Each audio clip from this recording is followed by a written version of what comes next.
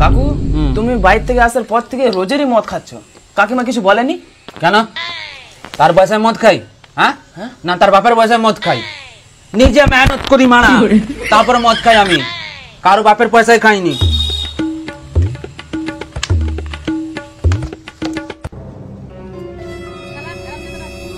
ওকে দেখাচ্ছি থামকে।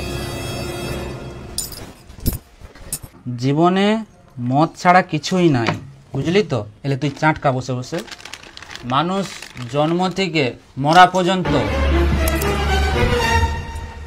মদ খাওয়াচ্ছি আজকে ওকে। মানে মদ চাই চাই, তাই মদ জিন্দাবাদ।